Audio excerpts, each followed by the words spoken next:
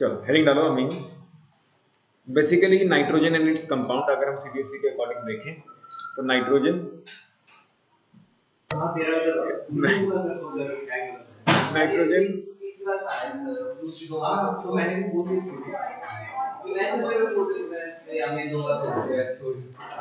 Nitrogen and it's compounds.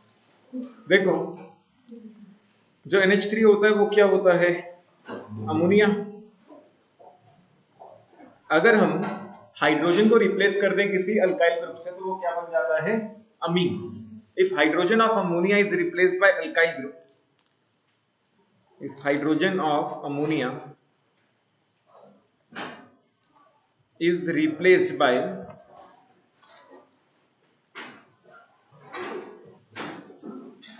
alkyl group,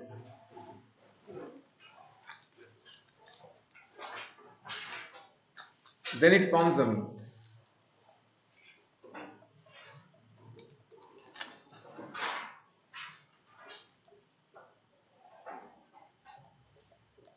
तब वो क्या बनाता है? अमीन्स बनाता है। जैसे अगर मैं एक ही हाइड्रोजन रिप्लेस करता हूं, if one hydrogen is replaced,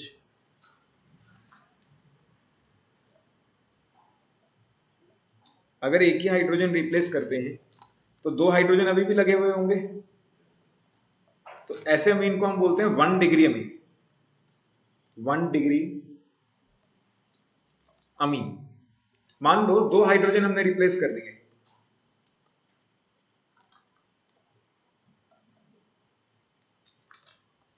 दो हाइड्रोजन अगर हम रिप्लेस कर देते हैं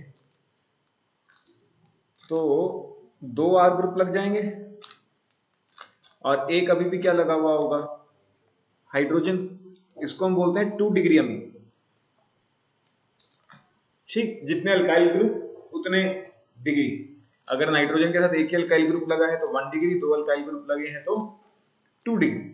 एंड अगर 3 हाइड्रोजन रिप्लेस कर दें,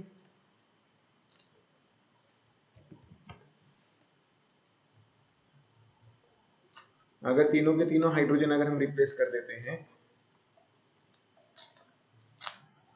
तो वो बनेगा 3 डिग्री अमीन। अब 3 R ग्रुप लग गए हैं तो 3 डिग्री अमीन। एक और होता है अपने पास क्वाटरनरी अमोनियम सॉल्ट, ये अलग आएगा।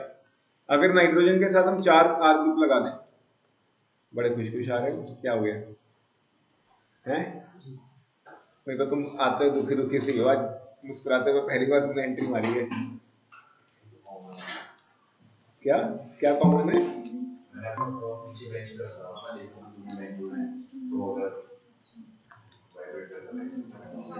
देखो नाइट्रोजन वैसे 3 ही बॉन्ड बनाता है, यहाँ पे 4 बॉन्ड बनाए हैं तो नाइट्रोजन के ऊपर कैसा चार्ज होगा? पॉजिटिव। और बाहर कोई X नेगेटिव या कुछ भी हो सकता है काउंटर आयन जो इसको बैलेंस आउट कर रहा होगा। ठीक है, तो इसको हम बोलते हैं क्वाटरनरी अमोनियम सॉल्ट। क्या बोलते हैं? क्वाटरनरी। अमीन नहीं होगा क्योंकि ये सॉल्ट है, अमोनियम सॉल्ट। तो 4 तरीके के हैं, 1 degree, 2 degree, 3 degree and quaternary ammonium salt. क्या चीज? यही तो है बस।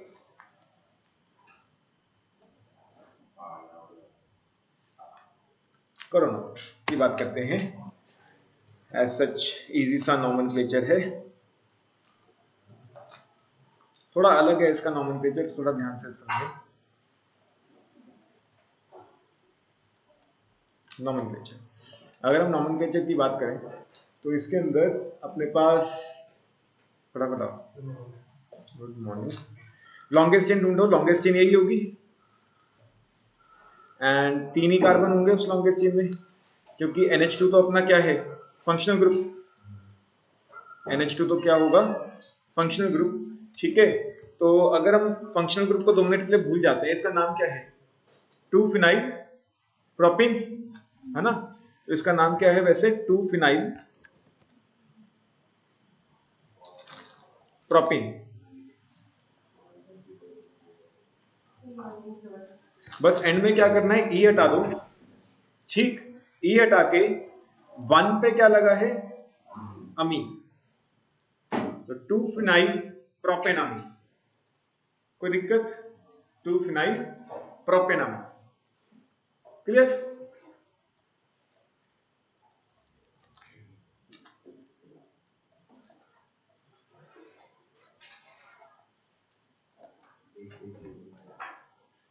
करें आगे? समझ लो शिरीन, समझ लो। 3 कार्बन की longest chain, NH2 functional group होता है अमीन, ठीक है। तो 2 फिनाइल प्रोपेन और 1 पे क्या लगा है? अमीन। बस ठीक है, इतना ही कराया अभी तक, कुछ नहीं कराया।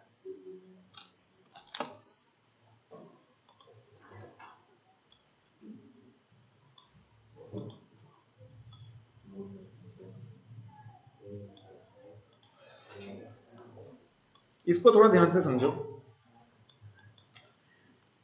देखो अब नाइट्रोजन के साथ 3 ग्रुप हैं, एक ये है, एक ये है और एक ये है।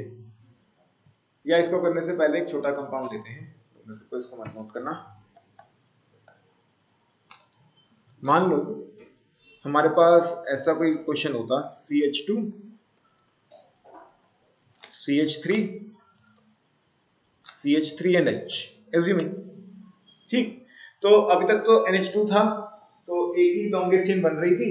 अब नाइट्रोजन तो फंक्शनल ग्रुप है अपना, ये समझ आ रहा है। या तो इसको पेरेंट लेंगे या इसको पेरेंट लेंगे, दोनों में से किसी एक को ही पेरेंट ले सकते हैं ना। या तो इसको पेरेंट ले सकते हो अल्काइल ग्रुप को, या किसको पेरेंट ले सकते हो, तो ज्यादा कार्बन किसमें है? इसमें। तो ये अपनी लॉन्गेस्ट चेन बन जाएगी, और ये क्या बन जाएगा? सब्स्टिट्यूएंट। ये क्या बन जाएगा? सब्स्टिट्यूएंट। जिसमें ज्यादा कार्बन है वो अल्काइल ग्रुप तुम्हारी क्या बन जाएगी? Longest chain. और दूसरे वाला क्या बन जाएगा? अब इसका नाम कैसे लिखना है, क्योंकि लॉन्गेस्ट चेन से तो अटैच नहीं है, तो 1 2 3 तो आएगा नहीं। लॉन्गेस्ट चेन की अगर हम नंबरिंग करें तो ये 1 है और ये क्या है? 2।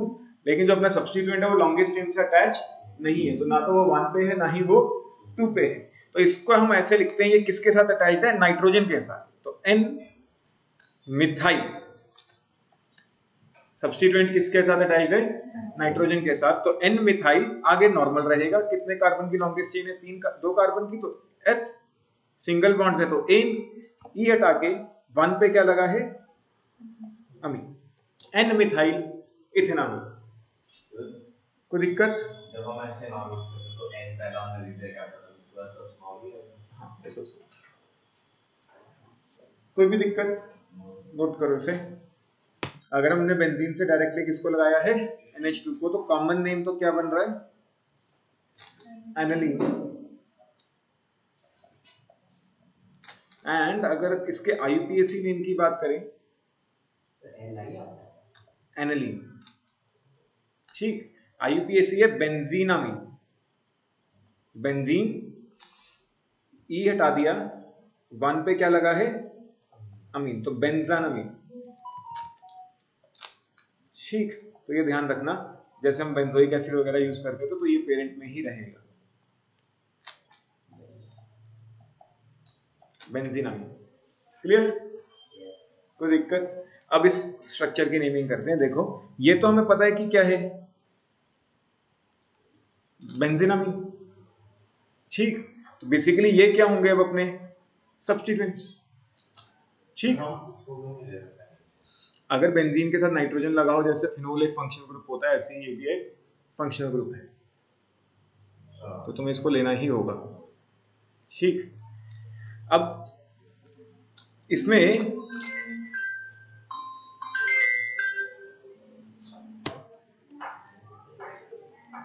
ये क्या है? ये सब्स्टिट्यूएंट कौन सा बनेगा? ये वाला बेंजाइल। बेंजाइलिक कार्बन है तो बेंजाइल सब्स्टिट्यूएंट की तरह तो यूज कर ही सकते हो, और कुछ बनेगा ही नहीं इसका, ठीक। तो N बेंजाइल, N इथाइल बेंजेनामीन। समझ आया? ये क्या है? बेंजीनामीन। ये सब्स्टिट्यूएंट क्या है? बेंजाइल। और ये सब्स्टिट्यूएंट क्या है? इथाइल। बी पहले आता है, ई आएगा, या ये बेंजाइल पहले आएगा? बेंजाइल आएगा। तो N बेंजाइल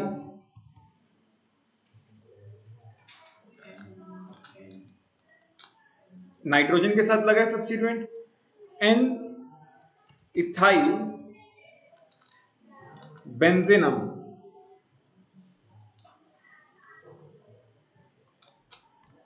क्लियर? नोट करो इसका नाम। One phenyl methyl one phenyl methyl ले सकते हैं कह सकते हैं बट फिर क्या वो वन फिनाइल मिथाइल, कोई चक्कर नहीं।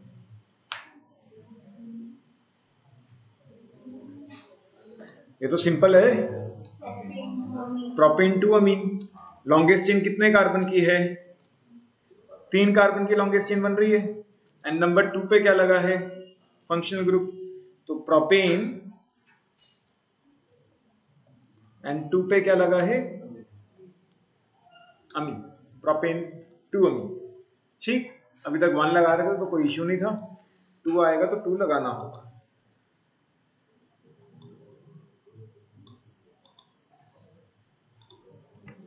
इसका नाम क्या पड़ेगा?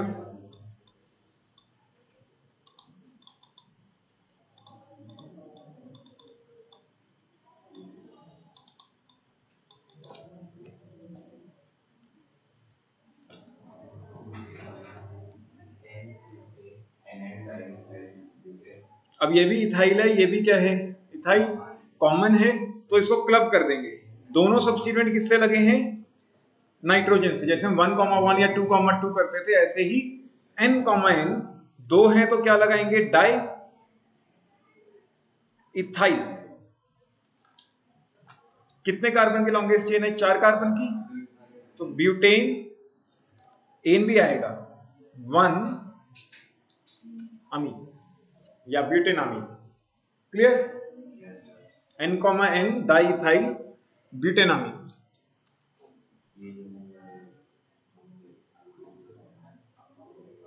कर लिया नोट?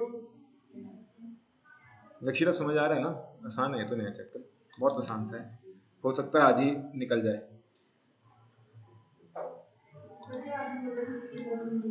हाँ, हो जाना चाहिए, 3 घंटे क्लास है।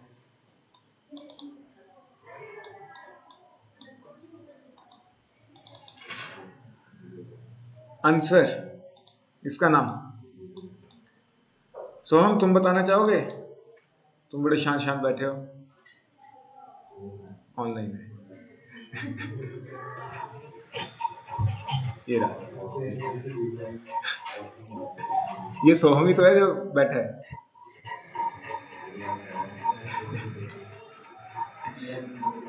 हाँ भाई, इसका नाम क्या होगा? शिरीन?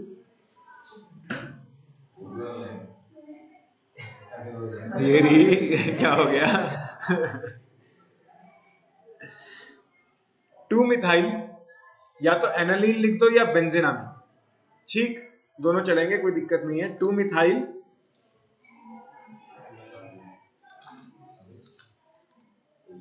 एनालिन भी लिख सकते हो, या 2 मिथाइल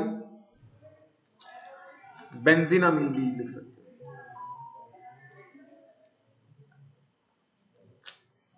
कोई दिक्कत? करें नोट।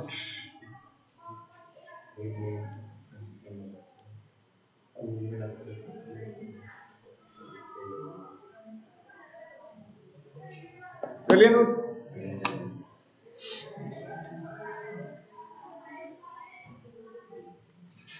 तो मतलब हम एनिलीन ले सकते हैं?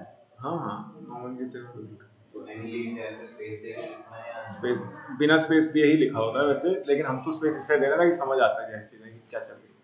वैसे किसी भी वर्ड के बीच में स्पेस नहीं आता।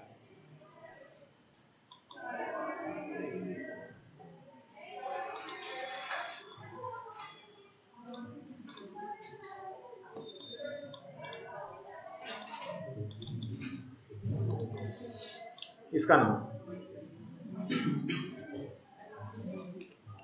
इसके बाद ये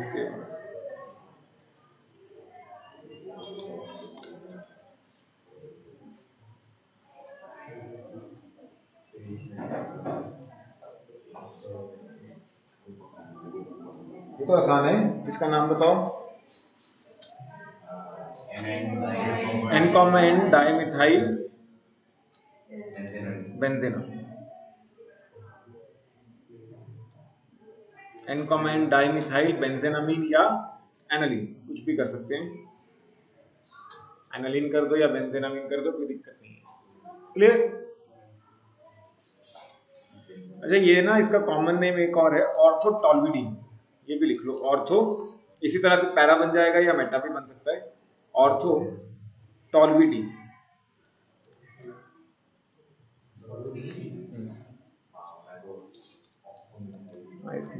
TOLUI, टॉल्विडीन, UIDIN।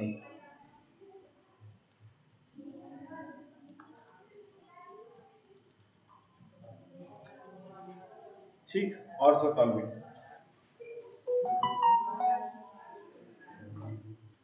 इसी तरह से मेटा या पैरा भी बन सकता है।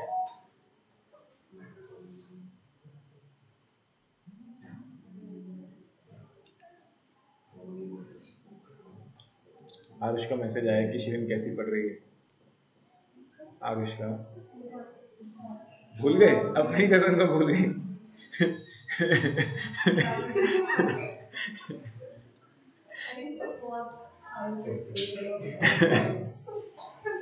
मैं कहता हूँ उसे मैसेज करके कि शिरीन तो कह रही है कि वो कौन है। रुक जाओ, डालता दिखता है।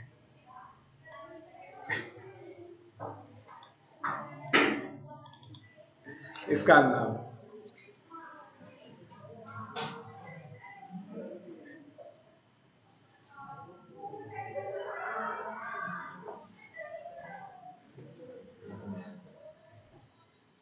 इसका नाम हमें कौन बताएगा? आदित्य तुमसे शुरू करें?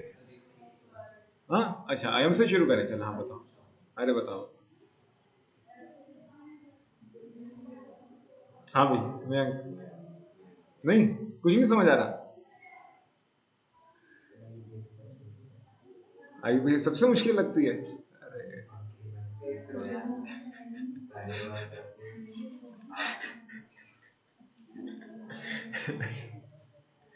ये सबसे बढ़िया माहौल होता है जब पंखा पंखा नहीं चल रहा था, एकदम क्लियर आवाज सुनते हैं कि कोई क्या बोल रहा है।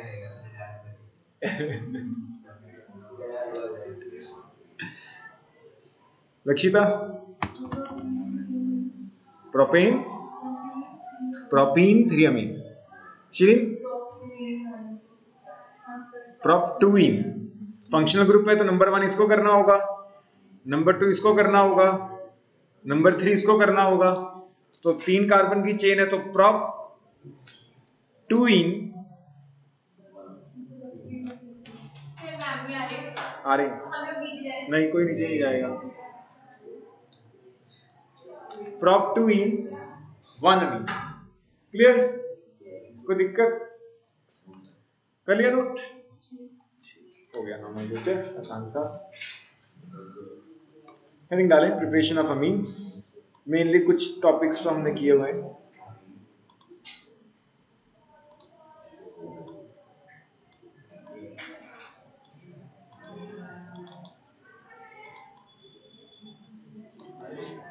प्रिपरेशन ऑफ अमीन्स, देखो सबसे पहला तो है रिडक्शन। तुम कोई भी नाइट्रो कंपाउंड लो, नाइट्रो क्या होता है NO2, ठीक, उसकी कैटालिटिक रिडक्शन करा दो, hydrogen in presence of any catalyst, तो NO2 किस में कन्वर्ट हो जाएगा? NH2, ठीक। और कौन सा रिड्यूसिंग एजेंट यूज कर सकते हैं? हमने पढ़ा था कि metal in presence of acid, ये भी क्या होता है? एक रिड्यूसिंग एजेंट। पिछले चैप्टर में बताया था कि 3HCl, iron HCl, metal in presence of acid, ये क्या?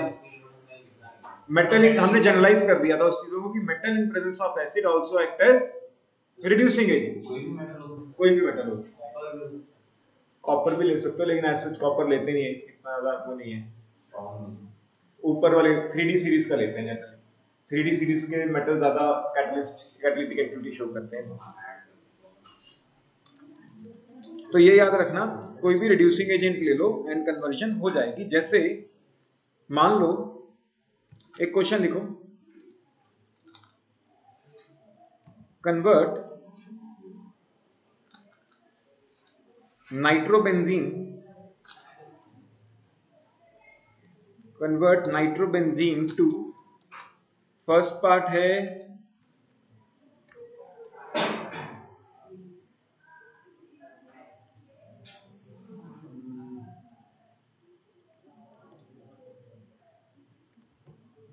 पैरा नाइट्रो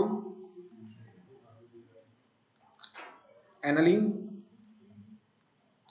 सेकेंड पार्ट लिखो इसका फिनो या बेंजीन। जैसे नहीं ये तो वैसे एग्जांपल देने हैं, तुम ट्राई करो कन्वर्ट। कैटालिटिक कोई भी रिड्यूसिंग एजेंट लेना है, NO2 लगा है तो बस वो रिड्यूसिंग एजेंट से रिड्यूस होकर क्या बना देगा, NH2। एक ही में तो NO2 ही लिया है ना हमने। बेसिकली वो तो ये बता रहे हैं कि रिड्यूसिंग एजेंट्स है, वो तो कोई भी रिड्यूसिंग एजेंट यूज कर लो, काम चल जाएगा। ठीक, इसको कन्वर्ट करो। मतलब बस एक ही रिड्यूसिंग एजेंट है नहीं, और भी lithium aluminium hydride reducing agent होता है, सोडियम बोरोहाइड्राइड रिड्यूसिंग एजेंट होता है। कौन सी देखिए, ये तो जनरलाइज एग्जांपल लिखे हैं, इस तो बहुत सारी बन जाएंगी। मतलब मैं NaBH4 भी ले, हां, और NaBH4 चले, NaBH4 को सिर्फ सेलेक्टिव होता है।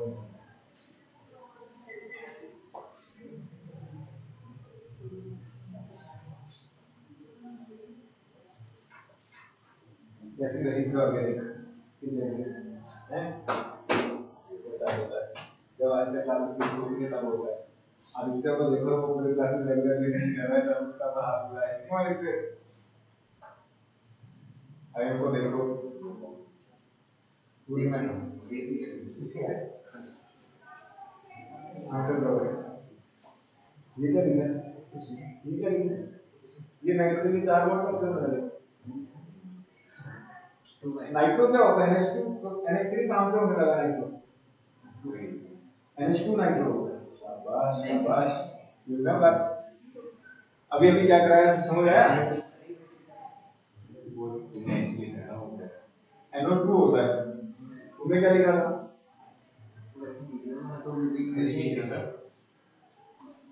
प्रोडक्शन में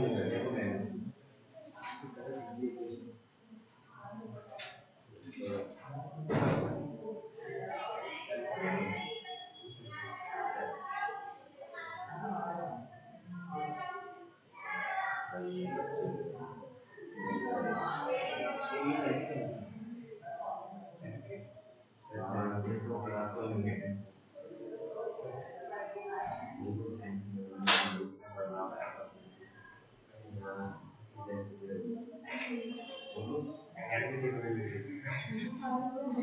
ओके कन्वर्जन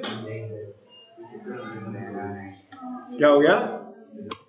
अगर NO2 -M है तो हमें पैरा पे लेके आना है, वो पैरा पे तो कभी लेके नहीं आ सकता क्योंकि ऑर्थो पैरा डायरेक्टिंग बॉन्ड होते हैं +M।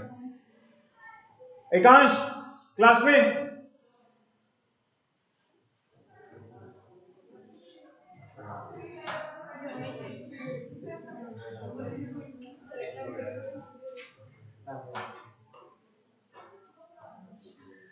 बेंजीन के ऊपर NO2 लगा हुआ है, ठीक। NO2 कैसा ग्रुप होता है, -M। -M है तो ये तो कभी भी पैरा पे नहीं लेके आ पाएगा, तो पहले हमें इसको किस में कन्वर्ट करना होगा, +M में। तो हम इसको NH2 में कन्वर्ट कर देते हैं, वैसे भी हमें एनालिन चाहिए, ठीक है, NH2 तो लगाना ही लगाना है, तो हम इसकी रिडक्शन कर देते हैं। इसकी अगर हम रिडक्शन करते हैं 10HCl में,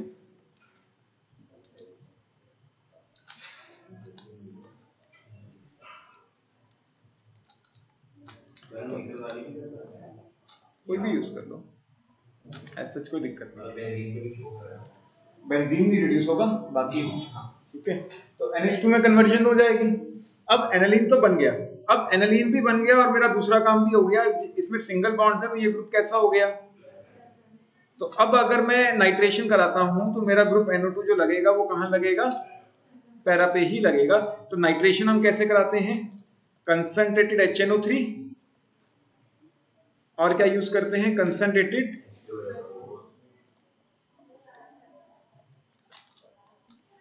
तो इनकमिंग जो नाइट्रो ग्रुप है वो कहां आएगा, पैरा पे या ऑर्थो पे। मेटा पे कहां से आ जाएगा,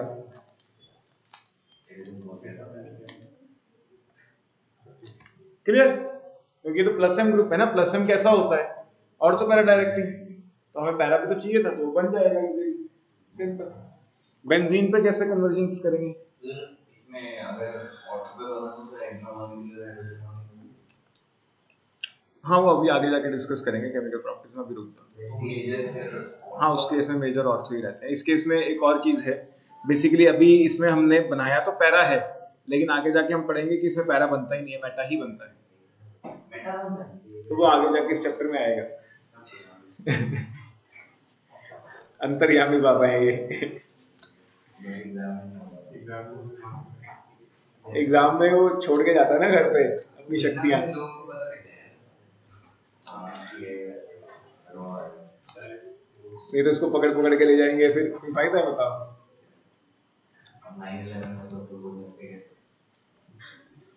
हमें नाइट्रोबेंजीन को बेंजीन में कन्वर्ट करना है, तो कैसे कर सकते हैं? पहले को कर देंगे H12 HF3 कंटिन्यू कर दीजिए।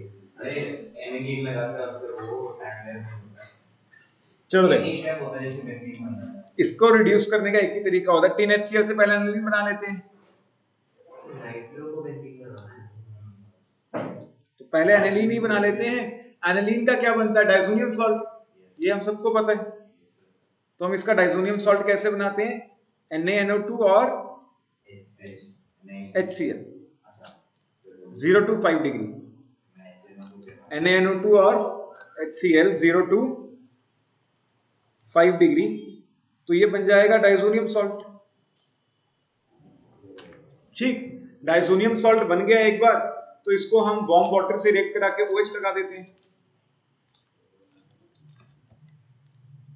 अगर हम HNO2 in situ लिख दें बिना टेम्परेचर, हाँ वो भी चल जाता है। नहीं, इन सिटू नहीं, टेम्परेचर तो मेंटेन करना पड़ता है यार। HNO2 लिख दो डायरेक्टली और 0 to 5 डिग्री लिख दो, चलेगा। तो अगर हम वार्म वाटर लेते तो OH इज द न्यूक्लियोफाइल। हमने पढ़ा था डाइजोनियम सॉल्ट पे न्यूक्लियोफिलिक अटैक्स पॉसिबल होते हैं। तो फिनोल बन गया, फिनोल से तो हम इजीली बेंजीन बना सकते हैं। मैंने फिनोल क्यों बनाया? क्योंकि मुझे पता है कि एक बार फिनोल बन गया, उसको जिंक से रिएक्ट कराओ तो क्या बन जाता है? बेंजीन। तो फिनोल आराम से बन जाएगा, कोई दिक्कत करो।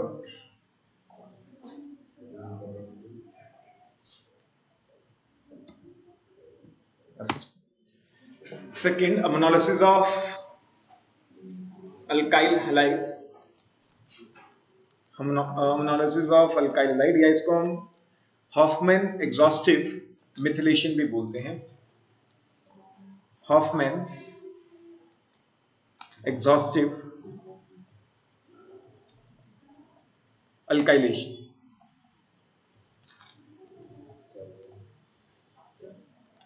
Hoffmann exhaustive alkylation. अगर अल्काइल ग्रुप मिथाइल हुआ, if alkyl group is methyl,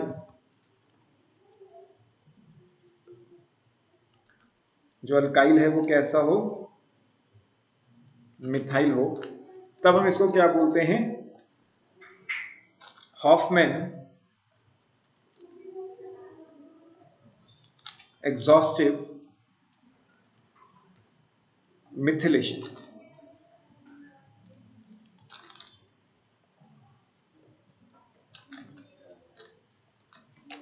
ठीक, इनिशियली हॉफमैन एग्जॉस्टिव मिथिलेशन ही थी, उसके बाद मिथाइल को रिप्लेस कर दिया गया अल्काइल से।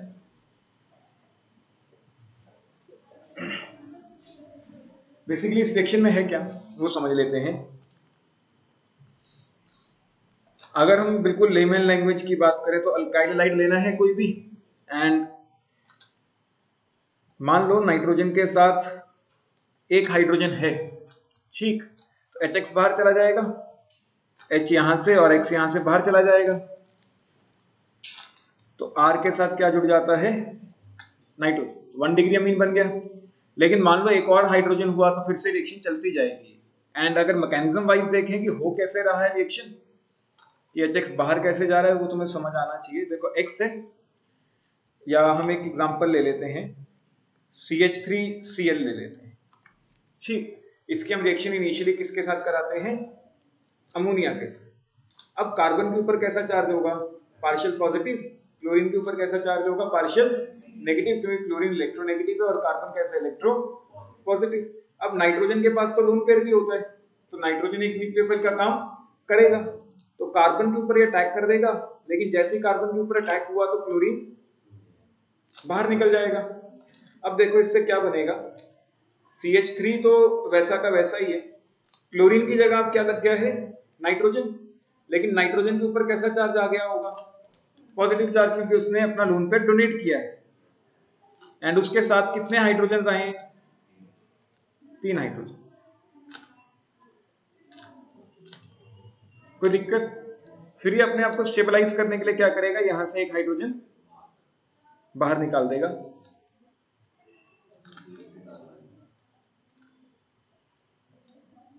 कोई दिक्कत? तो इस तरीके से ये मैकेनिज्म चलता है कि जो नाइट्रोजन है, नाइट्रोजन के ऊपर लोन पेयर हैं जो न्यूक्लियोफाइल का काम करते हैं। न्यूक्लियोफिलिक अटैक होता है, हाइड्रोजन को बाहर निकाला जाता है, नाइट्रोजन के ऊपर पॉजिटिव चार्ज आ जाएगा। जैसे ऑक्सीजन अटैक करता है तो पॉजिटिव चार्ज आ जाता है, ऐसे ही यहाँ पे नाइट्रोजन ने अटैक किया तो उसके ऊपर कैसा चार्ज आ गया है, तो वो अपने आप को स्टेबलाइज करने के लिए फिर हाइड्रोजन को बाहर जाने देता है। मान लो हमने अल्काइल हैलाइड एक्सेस में लिया होगा, जो हमारा मिथाइल है वो कैसा है, एक्सेस में, तो अभी तो फिर से नाइट्रोजन के पास लोन पेयर फिर से रीजनरेट हो गया। ठीक है, अगर हमारा मिथाइल हैलाइड जो है वो एक्सेस में है तो फिर से रिएक्शन हो सकती है, ये तो मिथाइल क्लोराइड। अब अपने पास क्या है, CH3 NH2, तो नाइट्रोजन के पास फिर से लोन पेयर आ चुका है, तो नाइट्रोजन फिर से किसके ऊपर अटैक कर सकता है, कार्बन के ऊपर, फिर से हाइड्रोजन को बाहर निकाला जा सकता है। तो फिर से अपने पास क्या मिल जाएगा, CH3 पहले से था, नाइट्रोजन आया, लेकिन नाइट्रोजन के ऊपर कैसा चार्ज आ गया है, फिर से पॉजिटिव। वो अपने साथ किस किस को लेके आया, 2 हाइड्रोजन को लेके आया और एक CH3 है इस टाइम पे। ठीक, तो फिर से हाइड्रोजन को हम बाहर निकाल देंगे, तो अब अपने पास क्या मिल जाएगा, CH3 नाइट्रोजन CH3H, मतलब इनिशियली अपने को क्या मिलता है, 1 डिग्री अमीन। लेकिन अगर हमने अल्काइल हैलाइड एक्सेस में लिया तो अपने को कैसा अमीन मिलेगा, क्या फिर से रिएक्शन हो सकती है, बिल्कुल हो सकती है, नाइट्रोजन के ऊपर फिर से लोन पेयर जनरेट हो गया है। ठीक, तो जब तक लोन पेयर है तब तक तो ये अटैक दोबारा दोबारा करता रहेगा। तो फिर से CH3Cl है अपने पास। अब अपने पास क्या है, CH3NH CH3, मैं डायरेक्ट रिएक्शन लिख रहा हूं, तो इसमें अब ये वाला हाइड्रोजन भी रिप्लेस हो जाएगा किससे, CH3 से, सेम प्रोसेस से। तो अपने पास क्या मिल जाएगा, CH3 थ्राइस नाइट्रोजन, 3 डिग्री अमीन। कोई दिक्कत? क्या दोबारा से रिएक्शन होगी, होगी, लोन पेयर है अभी भी, अभी भी तो लोन पेयर है, क्वाटरनरी अमोनियम सॉल्ट्स है तो हैं, लिखा तो है स्टार्टिंग में ही। तो 4th स्टेप में फिर से रिएक्शन होती है। अब फिर से क्या होगा, नाइट्रोजन के पास लोन पेयर है, अब वो अपने साथ किसको लेके आ रहा है, 3 अल्काइल ग्रुप को। तो नाइट्रोजन ने अटैक किया, क्लोरीन बाहर, तो CH3N CH3 एक और CH3 आ गया। अब इसके ऊपर कैसा चार्ज आ गया है, पॉजिटिव, और इसको काउंटर बैलेंस किया है किसने, Cl-। तो ये क्या बन गया, quaternary ammonium salts.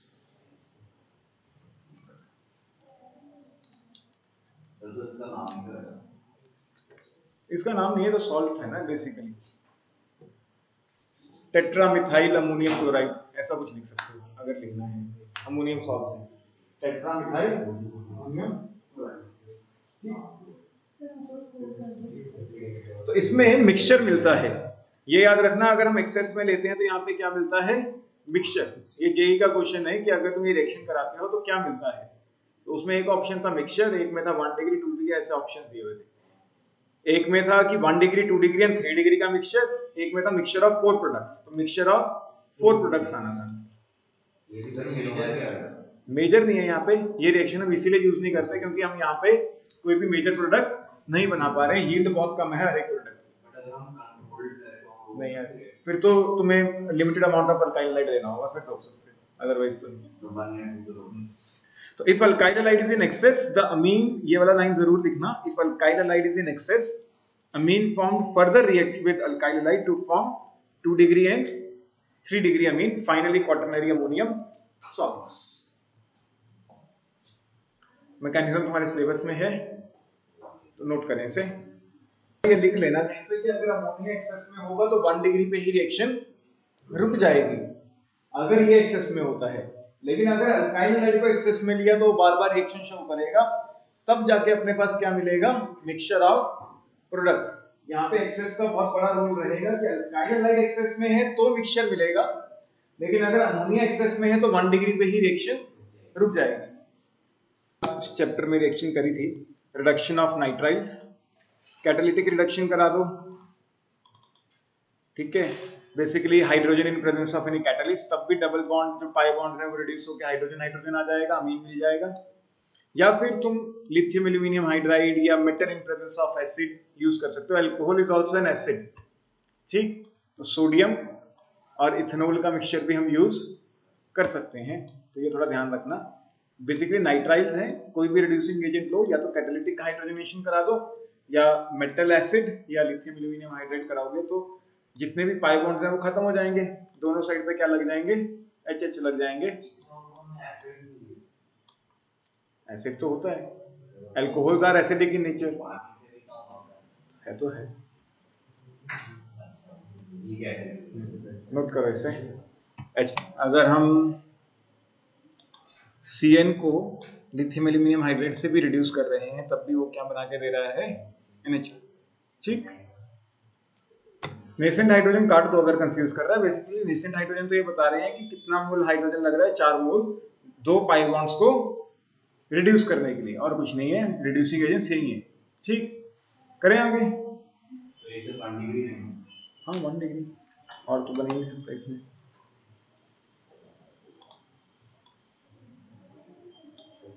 Reduction of amides,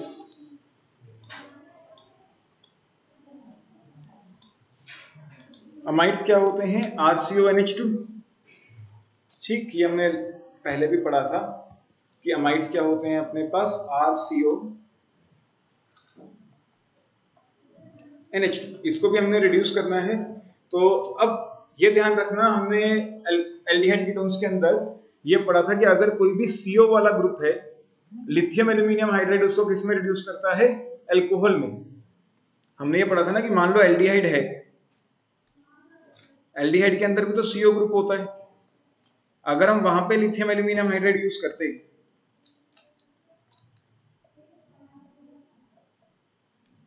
तो अपने पास क्या मिलता, alcohol. Lithium aluminium hydride basically carbonyl group को किसमें रिड्यूस करता है, अल्कोहल्स के अंदर, लेकिन सिर्फ अमाइड्स को ये किसमें रिड्यूस करता है, अमीन्स। ये नोट डाल के लिख लेना, और नीचे ये जरूर लिखना कि lithium aluminium hydride carbonyl groups को किसमें रिड्यूस करता है, अल्कोहल्स में, बस अमाइड्स को ही ये किसमें रिड्यूस करता है, अमीन्स में। Clear, lithium aluminium hydride reduces carbonyl group to alcohols, carbonyl group to alcohols except amides।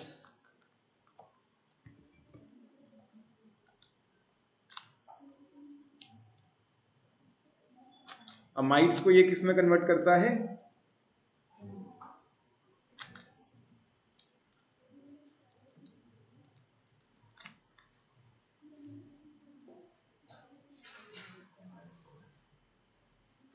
वहां पे हमने अमाइड डिस्कस भी नहीं किया था क्योंकि वहां पे सारी रिएक्शन हमने अल्कोहल वाली ही देखी थी, एनहाइड्राइड्स, कार्बोक्सिलिक एसिड, वो सब।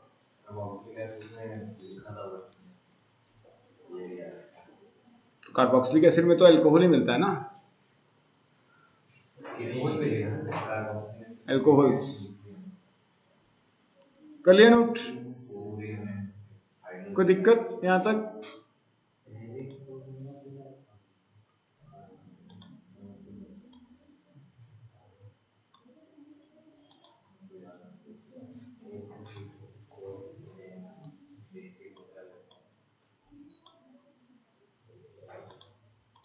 हॉफमैन ब्रोमाइड डिग्रेडेशन, अगेन बहुत इंपॉर्टेंट रिएक्शन है, वेरी इंपॉर्टेंट। ठीक, इसके ऊपर इंपॉर्टेंट लिख देना, हॉफमैन ब्रोमोमाइड डिग्रेडेशन। बेसिकली अगर तुम्हारे पास कोई भी अमाइड है, और ये मीन्स में बहुत बार इसके ऊपर क्वेश्चन आया हुआ है, यूज करते हैं, मतलब ऐसा डायरेक्ट क्वेश्चन नहीं आएगा, इसको बीच में यूज कर लेंगे एबीसीडी में करते करते। तो Br2 और NaOH की प्रेजेंस में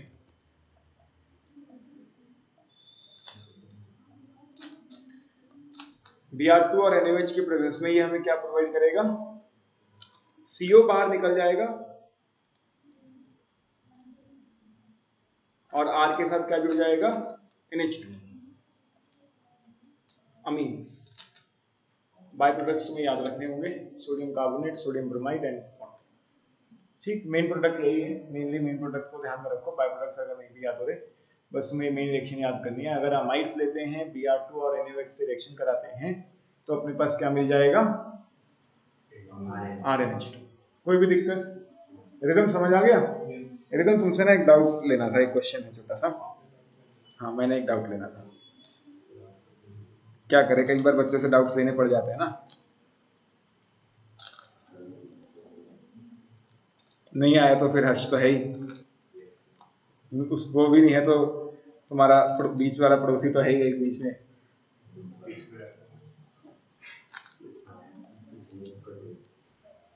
रिदम इसका रिएक्शन होगा क्या? अमीन नहीं बनेगा, वैसे रिएक्शन होगा। अच्छा, ये नहीं पता क्या ऑर्गेनिक, कभी किया नहीं हमने, इसलिए कभी किया नहीं। हाँ हर्ष, तुम क्या विचार रखते हो इस पे? नहीं बनेगा, नहीं होगा। नहीं बनेगा आगे। हाँ भाई बोलो, और किससे पूछ रहा हूँ?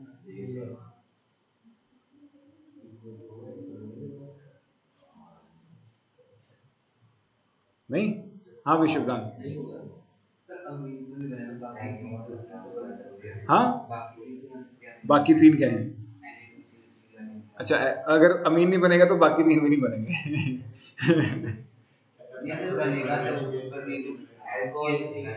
अल्कोहल बनेगा। लक्षिता, अविष्का, शिरीन,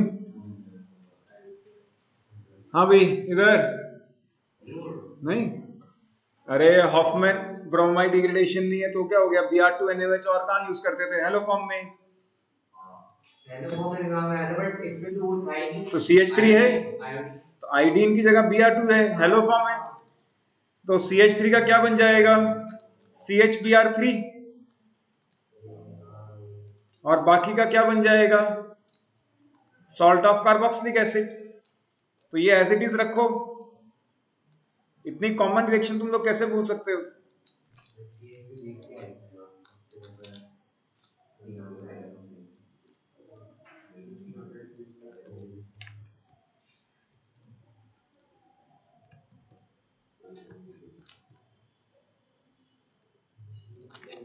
सिंपल। तो Br2 NaOH अब दो जगह यूज हो रहा है, एक हॉफमैन ब्रोमाइड में, अमाइड्स में क्या है, हॉफमैन ब्रोमाइड, और मिथाइल कीटोन्स वगैरह में कौन सी रिएक्शन होती है इससे, हेलोफॉर्म। मुझे पूरी उम्मीद थी कि कोई भी आंसर नहीं कर पाएगा, लेकिन ऐसा था कि कोई ना कोई एक आधा तो होगा जो मतलब कहीं ना कहीं कुछ ना कुछ तो सोच ले कि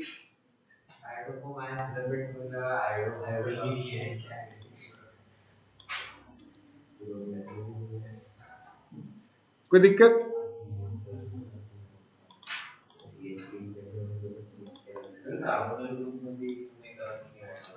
हाँ, दोनों जगह अल्कोहल्स में भी किए, जहां जहां अल्कोहल का अगर है वहां वहां मैंने ये स्ट्रक्चर भी लिखवाया, दोनों जगह इकट्ठे ही लिखवाया है हमेशा। करें आगे, लिख लिया। वहां पे बस I2 यूज करते थे आयोडोफॉर्म में, यहाँ Br2 है, वहां पे मैंने X2 में ही कराया मेनली। तो क्या हुआ, क्या हुआ?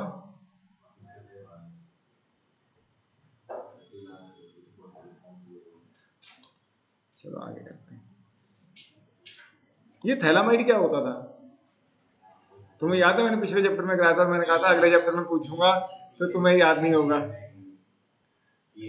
Phthalic acid, phthalic anhydride, phthalimide, 3 चीजें कराई। हाँ एसिड एनहाइड्रेट भी जरा होता है, बस वो भी जब तो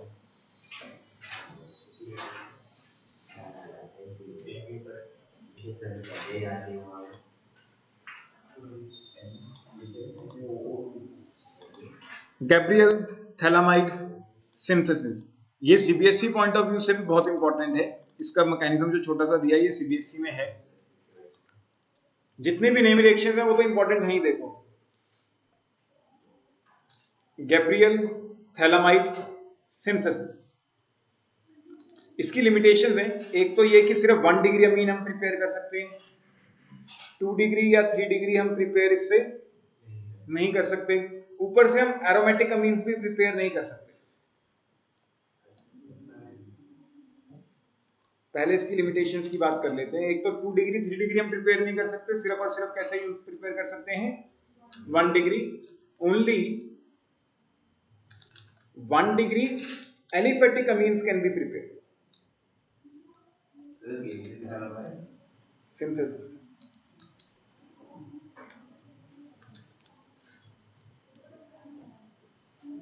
सिर्फ हम कैसे अमीन्स प्रिपेयर कर सकते हैं एलिफेटिक 1 डिग्री। अब इसके अंदर होता क्या है, यही होता है थैलामाइड। ये क्या होता था,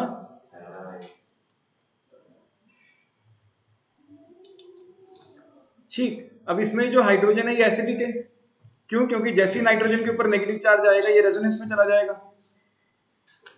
ठीक। तो ये जो हाइड्रोजन है ये कैसा है, एसिडिक, क्योंकि नाइट्रोजन का जो नेगेटिव चार्ज आ रहा है वो रेजोनेंस में बड़े अच्छे से क्या हो रहा है, स्टेबलाइज। इवन दो जगह पे वो रेजोनेंस करके स्टेबलाइज कर सकता है, तो बड़े अच्छी रेजोनेंस स्टेबलाइजेशन है। तो हमने KOH से रिएक्ट कराया जो एक बेस की तरह काम कर रहा है, उसने इसको किस में कन्वर्ट कर दिया, सॉल्ट में, ठीक। अब ये जो नेगेटिव चार्ज है ये न्यूक्लियोफाइल की तरह काम करेगा।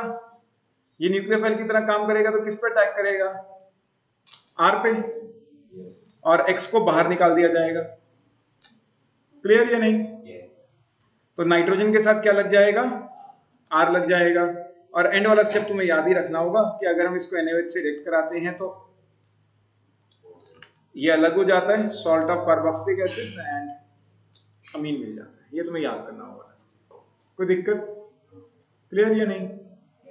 अब इसमें एरोमेटिक अमीन क्यों नहीं बना सकते? 1 डिग्री तो समझ आ रहा है कि नाइट्रोजन के साथ सिर्फ एक ही R ग्रुप लगा सकते हैं तो 1 डिग्री बन सकता है, लेकिन 1 डिग्री एरोमेटिक क्यों नहीं बना सकते? बेसिकली एनालिन हम इससे क्यों नहीं बना सकते?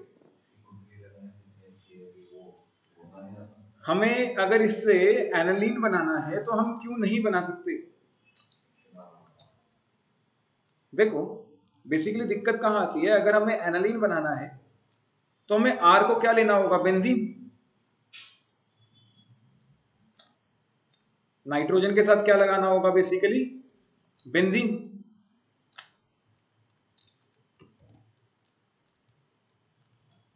तो मतलब हमें इस रिएक्शन में क्या लेना होगा, कोई अराइल हैलाइड। क्या अराइल हैलाइड पे न्यूक्लियोफिलिक सब्स्टिट्यूशन होती है? क्या अराइल हैलाइड पे न्यूक्लियोफिलिक सब्स्टिट्यूशन होती थी? नहीं होती थी। तो क्योंकि हम अराइल हैलाइड पे न्यूक्लियोफिलिक सब्स्टिट्यूशन नहीं कर सकते हैं और इसमें न्यूक्लियोफिलिक अटैक हो रहा है, तो इसीलिए हम कभी भी एरोमेटिक अमीन्स प्रिपेयर नहीं कर सकते। Aromatic amines can not be prepared, aromatic 1 degree amines, basically aniline, cannot be prepared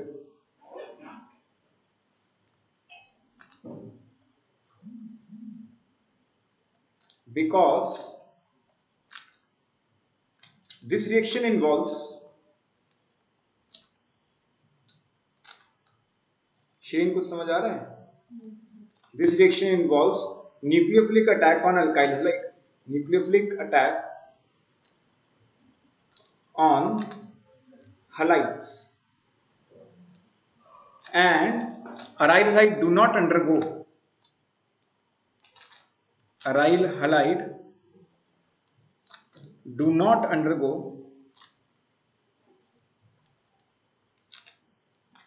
nucleophilic substitution reaction. ये 1 नंबर में सीबीएसई में आ चुका है क्वेश्चन, तो थोड़ा ध्यान रखें। पहले ऊपर वाला नोट कर लो, फिर नीचे नोट करना कि वो क्यों नहीं हो रहा है।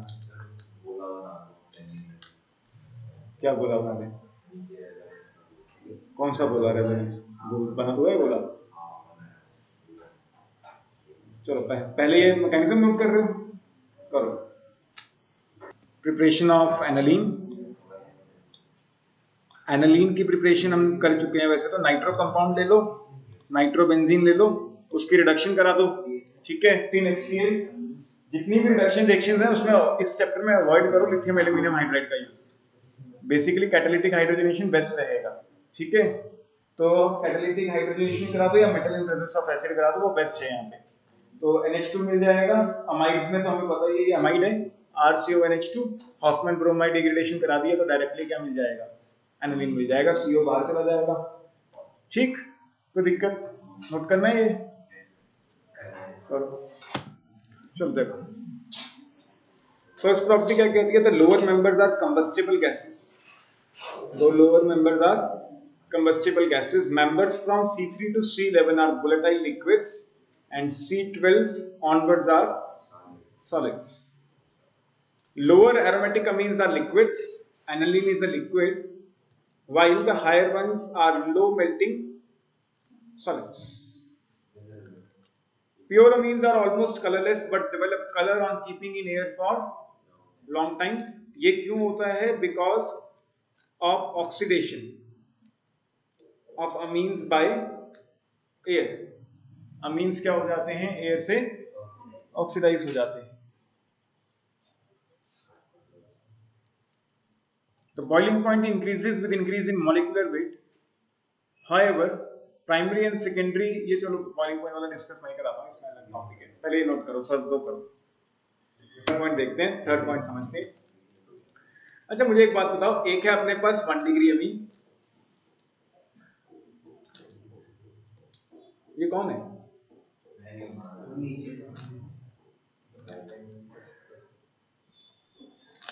क्या 1 डिग्री अमीन के दो मॉलिक्यूल्स के बीच इंटरमॉलिक्यूलर हाइड्रोजन बॉन्डिंग हो सकती है? बिल्कुल हो सकती है,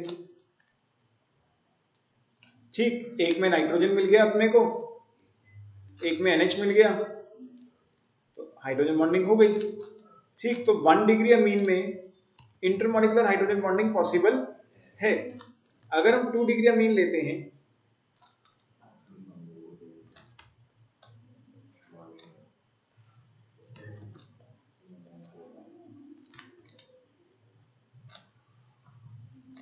अगर हम 2 डिग्री अमीन लेते हैं तो यहां नाइट्रोजन मिल गया, यहां NH मिल गया, तो फिर से हाइड्रोजन बॉन्डिंग पॉसिबल होगी। लेकिन अगर हम 3 डिग्री अमीन लेते हैं तो यहां पे कहीं पे भी NH नहीं मिलने वाला है, ना ही OH है ना ही FH है, क्योंकि सारे के सारे हाइड्रोजन तो हट गए। इसमें इंटरमॉलिक्यूलर हाइड्रोजन बॉन्डिंग नहीं हो पाएगी। तो इसीलिए 3 डिग्री का जो बॉइलिंग पॉइंट रहता है वो काफी कम रहता है as compare to 1 degree and 2 degree. और 1 डिग्री 2 डिग्री में अगर कंपैरिजन करना हो, जिसका मास ज्यादा होगा उसका बॉइलिंग पॉइंट क्या हो जाएगा? अरे बॉइलिंग पॉइंट से मास बढ़,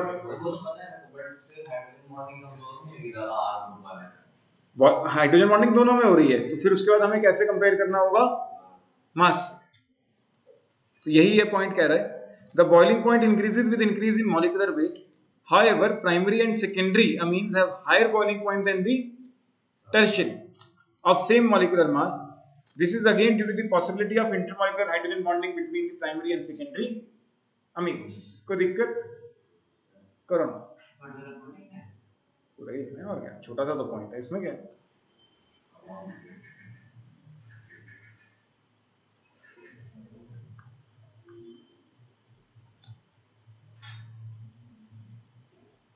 नाइट्रोजन, ठीक है। हमने पढ़ा था सबसे अच्छी हाइड्रोजन बॉन्डिंग कौन करता है? फ्लोरीन, फिर ऑक्सीजन, फिर नाइट्रोजन, हमने यही पढ़ा था। कि सबसे अच्छी हाइड्रोजन बॉन्डिंग कौन करता है? फ्लोरीन, फिर ऑक्सीजन, फिर फोन। ठीक है, तो नाइट्रोजन की हाइड्रोजन बॉन्डिंग सबसे कम है, तो इसका बॉइलिंग पॉइंट सबसे कम रहेगा as compare to alcohols and carboxylic acid, क्योंकि अल्कोहल्स और कार्बोक्सिलिक एसिड में तो क्या था अपने पास? ऑक्सीजन। ठीक, तो ऑक्सीजन की हाइड्रोजन बॉन्डिंग क्या थी? अच्छी थी। नाइट्रोजन में हाइड्रोजन बॉन्ड तो है लेकिन वो थोड़ा सा क्या हो जाता है? वीक हो जाता है, इसीलिए इसका बॉइलिंग पॉइंट क्या रहता है?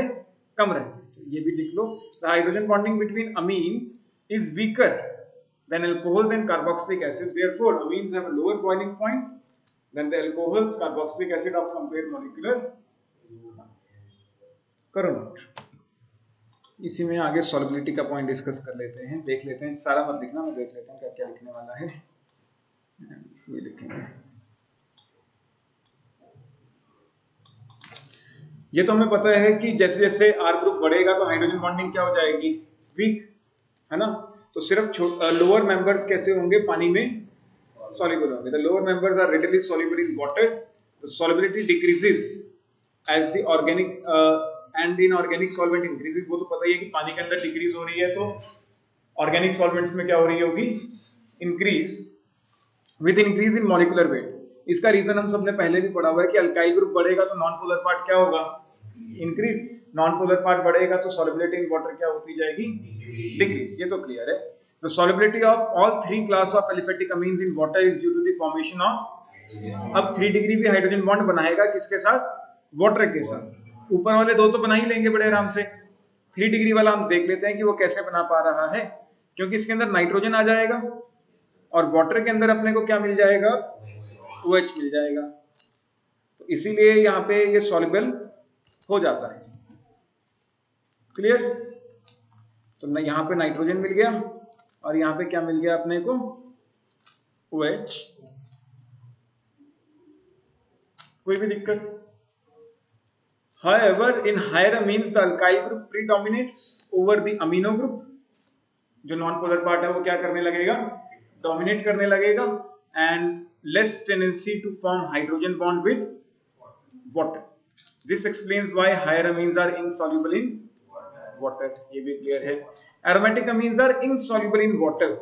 ये क्यों? एरोमेटिक अमीन एनालीन, NH2 तो है, हाइड्रोजन बॉन्डिंग तो हो सकती है, क्योंकि उसके अंदर कार्बन कंटेंट क्या होता है? बहुत ज्यादा।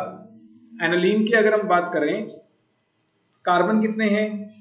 6 कार्बन और नाइट्रोजन अकेला, तो कौन जीतेगा? तो ये छोटा सा पोलैरिटी वाला ग्रुप, नॉन पोलैरिटी वाला ग्रुप बहुत बड़ा है, तो ये डोमिनेट करता है।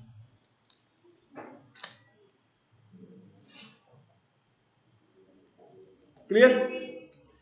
तो इसीलिए एनालीन क्या है? इनसॉल्युबल इन, बेसिकली ये पूछ सकते हैं, तो इसमें तुम्हें ये लिखना होगा because of the larger hydrocarbon part. Thus, aniline is almost insoluble in water. However, amines are quite soluble in organic solvents. Sir amines सारे नहीं, एनालिन्स की बात हो रही है। ऑल अमीन्स पानी में भी सॉल्युबल होते हैं, पानी में कुछ ही सॉल्युबल होते हैं, लेकिन ज्यादातर ये किसमें सॉल्युबल होते हैं? Organic solvents. ठीक, पूरा ही लिखना पड़ेगा, सारे ही इंपॉर्टेंट है। करो शुरू। बेसिक स्ट्रेंथ ऑफ अमीन्स या बेसिक कैरेक्टर ऑफ अमीन्स।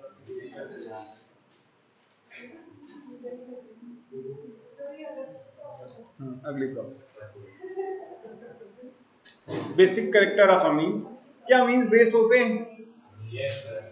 हाँ, यस उसका सोच तो है नहीं, लोन पेयर है, तो कैसे बेस हो गया? Lowest base. नाइट्रोजन के पास क्या होता है? लोन पेयर, तो नाइट्रोजन अपना लोन पेयर डोनेट कर सकता है, नाइट्रोजन अपना लोन पेयर डोनेट कर सकता है। Since nitrogen has lone pair, since nitrogen has lone pair of electrons which can be donated,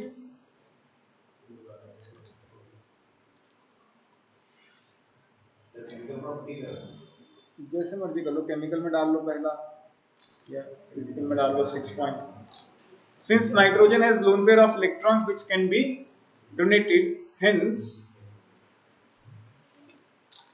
amines are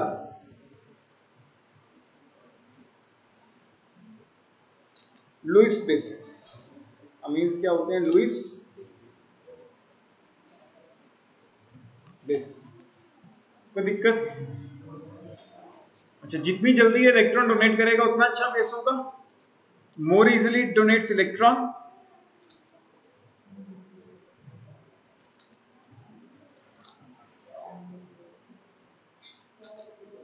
better is its basic strength.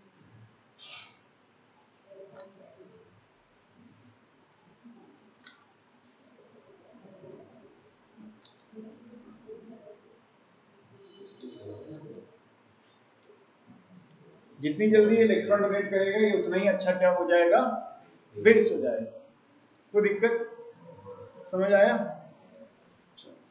कुछ comparison शुरू करते हैं इसमें। सबसे पहला तो इसके अंदर आता है अमीन versus aniline. Amin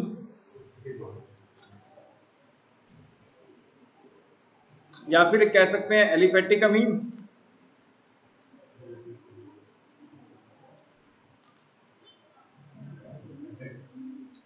and aromatic amines. कौन सा ज्यादा बेसिक होंगे? क्यों? एरोमेटिक में क्या दिक्कत आ गई? रेजोनेंस। बेसिकली इसके अंदर नाइट्रोजन पे एलिफेटिक के अंदर क्या है, कोई रेजोनेंस नहीं है। तो कोई रेजोनेंस नहीं है तो नाइट्रोजन पे जो इलेक्ट्रॉन पेयर है it is completely free to be donated.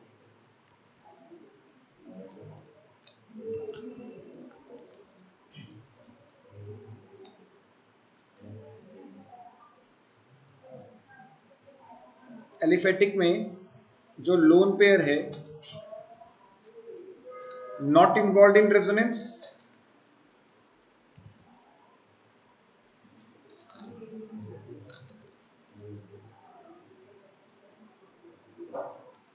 can be donated easily.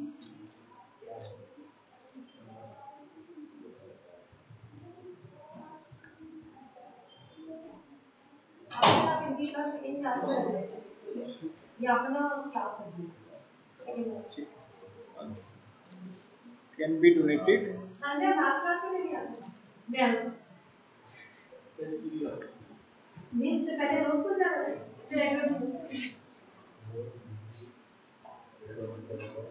चलो तुम लोग सेकंड क्लास में शिफ्ट हो जाओगे, पॉइंट नोट करके। नेक्स्ट क्लास में रेगुलर आओ, दोनों चैप्टर तुम्हें समझ आएगा तो तुम्हें मॉर्निंग क्लासेस मिस करेगी। सेकंड क्लास फिर हाँ ठीक है। Amines versus anilines. Aliphatic amines में जो लोन पेयर है वो रेजोनेंस में इन्वॉल्व नहीं है। अगर रेजोनेंस में इन्वॉल्व नहीं है तो कैन बी डोनेटेड इजीली। अगर ये इजीली डोनेट किया जा सकता है तो ये एक अच्छा बेस है। लेकिन जो एनालीन्स होते हैं, एनालीन्स में जो नाइट्रोजन के ऊपर लोन पेयर है वो रेजोनेंस में इन्वॉल्व है। जो नाइट्रोजन का लोन पेयर है वो किस में इन्वॉल्व है? रेजोनेंस में। तो lone pair of nitrogen involve in resonance.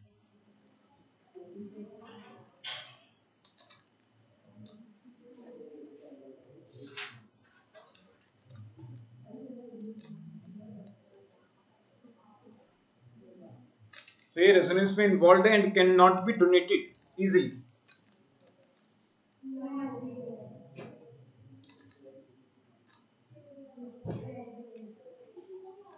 तो अ पुअर बेस।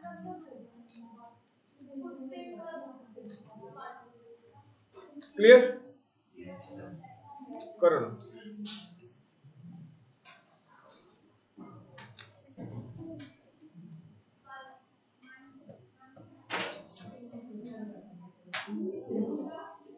कर लिया नोट? करें आगे?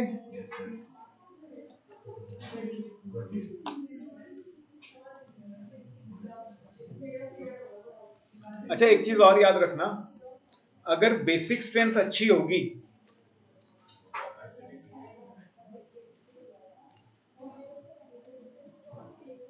अगर बेसिक स्ट्रेंथ अच्छी होगी तो उसका केबी बहुत अच्छा होता है, dissociation constant of a base, equilibrium में पढ़ा था, मुझे पता है कुछ नहीं याद होगा तुम लोगों को, लेकिन क्या करें। बेसिक स्ट्रेंथ अच्छी होगी तो केबी उसका क्या होगा, अच्छा होगा, हायर वैल्यू होगी। और पीकेबी की वैल्यू क्या होती है, कम, क्योंकि पीवाईक्यूज में जब हम क्वेश्चन देखेंगे तो वहाँ पीकेबी के ऊपर क्वेश्चन आया हुआ है, तो थोड़ा ध्यान रखें। अगर बेसिक स्ट्रेंथ अच्छी होगी तो उसकी केबी वैल्यू भी क्या होगी, ज्यादा, और पीकेबी वैल्यू क्या होगी, कम। हम ये कह सकते हैं कि KB value of amine is more than kb of aniline. Potence होता है, पावर नहीं होता, वो पोटेंशियल ऑफ हाइड्रोजन। हाँ तो pKb is minus log of kb, जैसे pH होता था, क्या तो था हमने।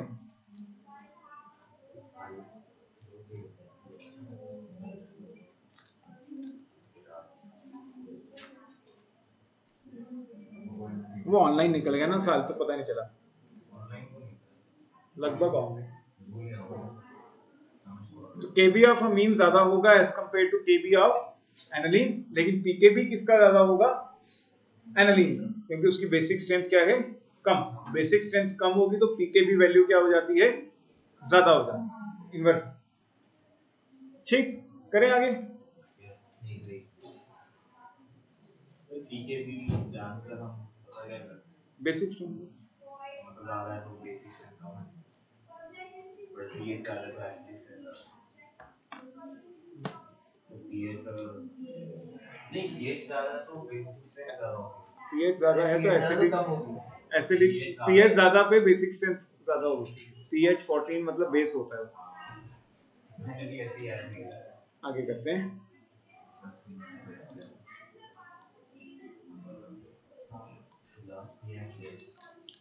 तो सबसे पहले तो हम इसकी बात करते हैं, amines versus alcohols and asters. देखो ऑक्सीजन क्या है, ज्यादा इलेक्ट्रोनेगेटिव होता है। ऑक्सीजन ज्यादा इलेक्ट्रोनेगेटिव है तो वो क्या आसानी से डोनेट करेगा इलेक्ट्रॉन, नहीं करेगा।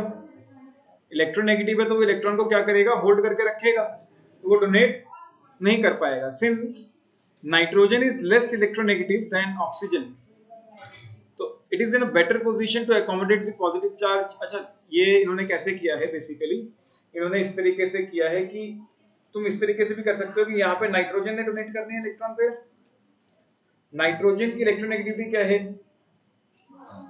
कम, as compare to electronegativity of, तो nitrogen can donate electron easily, nitrogen can donate electron easily. अगर नाइट्रोजन इलेक्ट्रॉन इजीली डोनेट कर सकता है तो nitrogen is a good base. Nitrogen containing compounds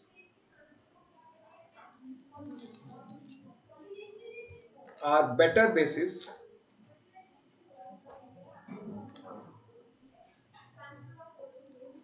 than oxygen.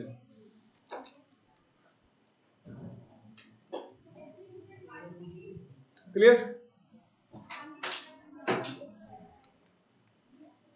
हो गया वन, अभी से क्या हो गया,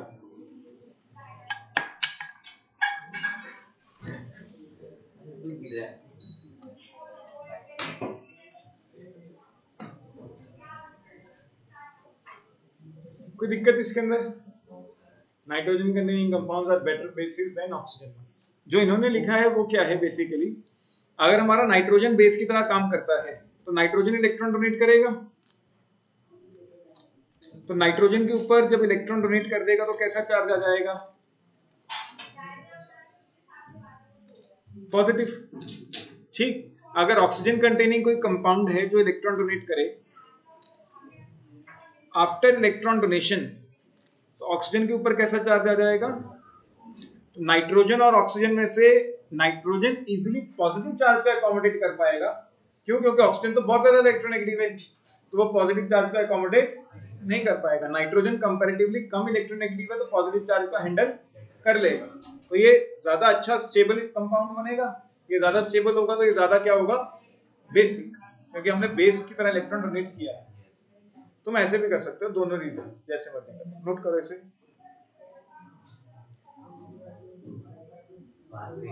बात एक।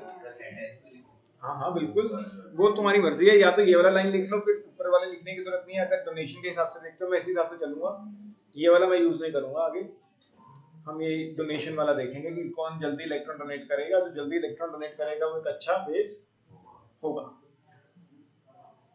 ठीक, वो रहेगा, मैं यही यूज करूंगा। करें आगे, करो करो करो, नोट करो फटाफट। हाँ हाँ क्या ये नीचे वाला भी लिखना है? हेडिंग तो लिख लें क्या? नीचे वाला भी लिखना है, ये वाला ये डाल लो इसी में, बेसिक स्ट्रेंथ में। जैसे तुमने ये डाला, पहले वाला क्या डाला था हेडिंग, अमीन वर्सेस अल्कोहल्स, ये डाला, तो अब अगला डाल दो अमीन्स वर्सेस अल्काइलेटेड अमीन्स।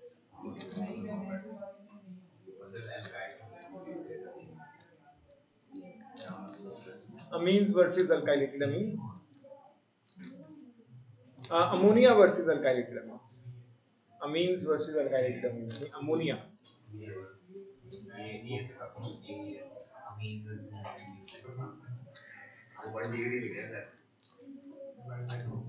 तो देखो एक बार है अपने पास नाइट्रोजन अमोनिया, एक बार एक अल्काइल ग्रुप लगा देते हैं, बाकी के दोनों हाइड्रोजन रहने देते हैं। एक बार हम दो अल्काइल ग्रुप लगा देते हैं,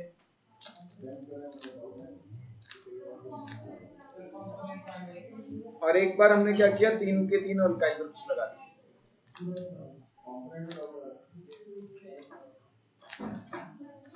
ठीक, तो अब मुझे ये बताओ कौन ज्यादा अच्छा बेस होगा चारों में से?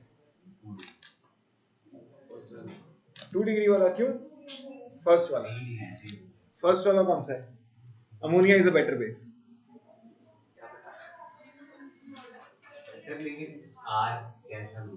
Alkyl group, where are is any alkyl group, carbon containing. 3 degree हो मेरे साथ भी, बट एल्केन है, नहीं अल्केन है, अल्काइल मतलब कंटेनिंग कार्बन। देखो अब जितनी जल्दी इलेक्ट्रॉन डोनेट करेगा उतना अच्छा बेस माना जाता है।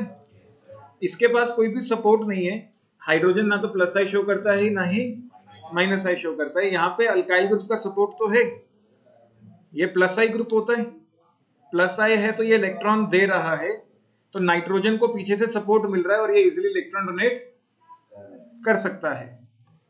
यहाँ पे कितने बंदों का सपोर्ट है? तो इजीली इलेक्ट्रॉन डोनेट कर देगा। ठीक, एंड यहाँ पे कितने बंदों का सपोर्ट है? तो ये सबसे इजीली डोनेट करेगा। तो सबसे अच्छा बेस कौन होगा? 3 डिग्री अमीन। फिर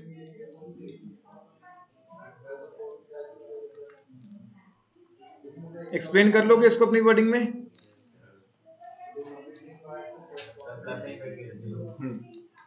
कि आर का जो प्लस आई इफेक्ट होगा वो इलेक्ट्रॉन प्रोवाइड कर रहा होगा किसको? नाइट्रोजन को, जिसके कारण नाइट्रोजन इजीली इलेक्ट्रॉन डोनेट कर पाए। तो more is the plus I effect, more is the basic strength. लेकिन ये जो हाँ, तो हम यहाँ पे जब कंपेयर करेंगे कि नॉट पे लूज करके फिर प्लस दिखा के शो करेंगे। नहीं ऐसे प्लस, हाँ मैं वो प्लस वाला शो नहीं कर रहा हूँ, वो एसिडिक के लिए यूज करता हूँ, यहाँ बेसिक के लिए नहीं, अजीब होता है। ठीक, कोई दिक्कत यहाँ तक? तो यहाँ पे तुम एक चीज और लिख सकते हो, valid only for gaseous face, valid only in gaseous face. मतलब ये तीनों चारों कंपाउंड जब तक गैस है तब तक ये वैलिड है, अगर पानी डाल दिया तो ऑर्डर चेंज हो जाएगा। क्लियर? नोट करो इसे, जब तक पानी नहीं है तब तक ये ऑर्डर सही है, जब पानी आ जाएगा, वाटर आ जाएगा, एक्वस फेज आ जाएगा, तभी ऑर्डर चेंज हो जाएगा। एंड ऑर्डर क्या होगा वो तुम लोग बताओगे। ये उसमें ऑर्डर से आ जाता है, क्या सॉल्युबिलिटी चाहिए ना?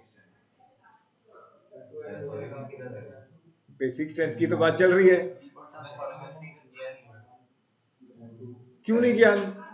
मतलब हमने खराब है हमने जमीन से मतलब हमने बाकी लिखा तो है पैराग्राफ में। सर उल्टा हो जाएगा इसमें क्या कर रहे हो अमोनिया वाली कि जैसे अल्काइल ग्रुप बढ़ेंगे नॉन पोलर पार्ट बढ़ेगा, सॉल्बिलिटी कम होगी।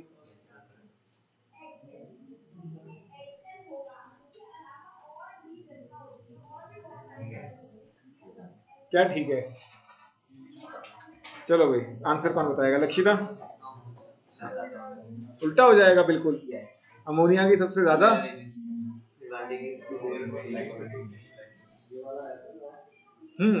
शिरीन उल्टा हो जाएगा। ऐसा क्यों? पानी में ऐसा क्या हो गया कि एकदम उल्टा ही हो गया? ऑर्डर चेंज हो जाता है। मतलब हमें ये चारों कंपाउंड लेने हैं एंड एक्वस फेज में ऑर्डर क्या रहेगा? तो तुम पहले 3 का बता दो। हाँ बताओ। मतलब 2 डिग्री सबसे पहले, फिर 1 डिग्री और लास्ट में 3 डिग्री। चौथा वही तो आएगा बाद में ये नहीं पता अविष्का?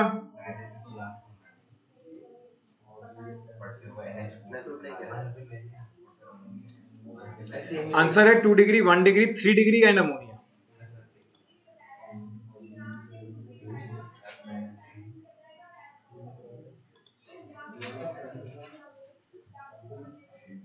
यहाँ पे पानी वाला नहीं लिखा है, चलो खैर।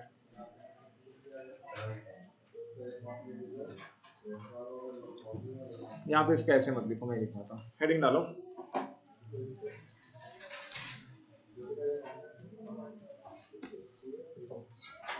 Basic strength of amines in aqueous phase. Basic strength of amines in aqueous phase. लिखो इसमें basic strength of amines in aqueous phase.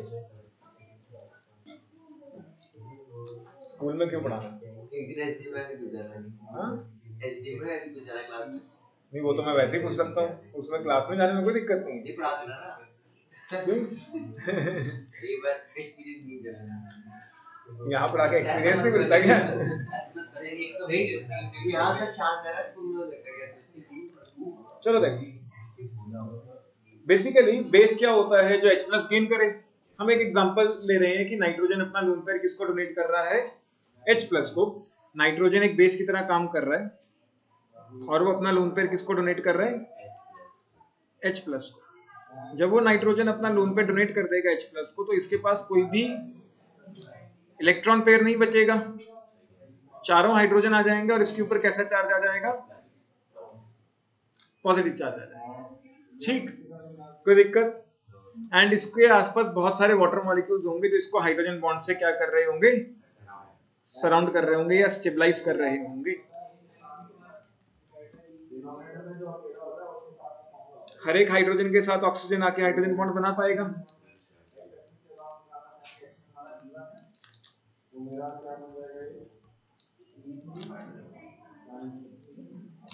Even जो नाइट्रोजन है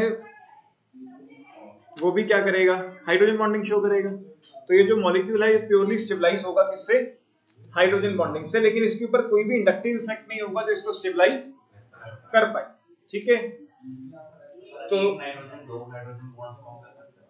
हाँ, एक नाइट्रोजन नहीं, stabilized only by hydrogen bonding.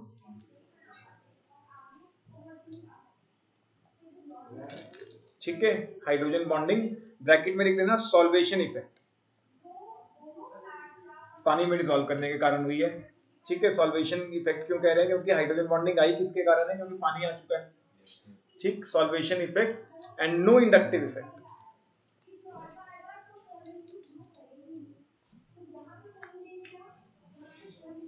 इस पे कोई भी इंडक्टिव इफेक्ट नहीं है, प्योरली हाइड्रोजन बॉन्ड के कारण ये स्टेबलाइज है। अगर हम इसको कन्वर्ट कर देते हैं, अब 1 डिग्री अमीन की बात कर लेते हैं।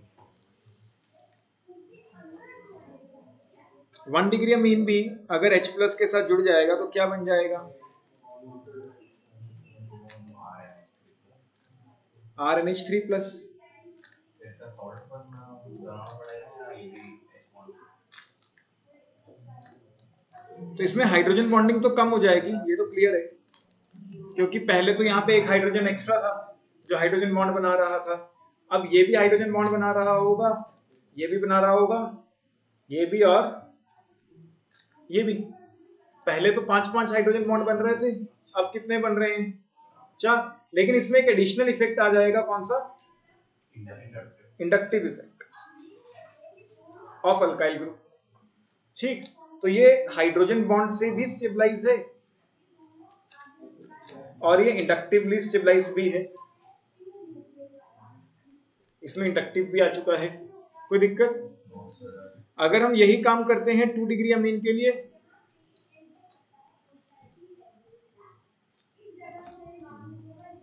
R2NH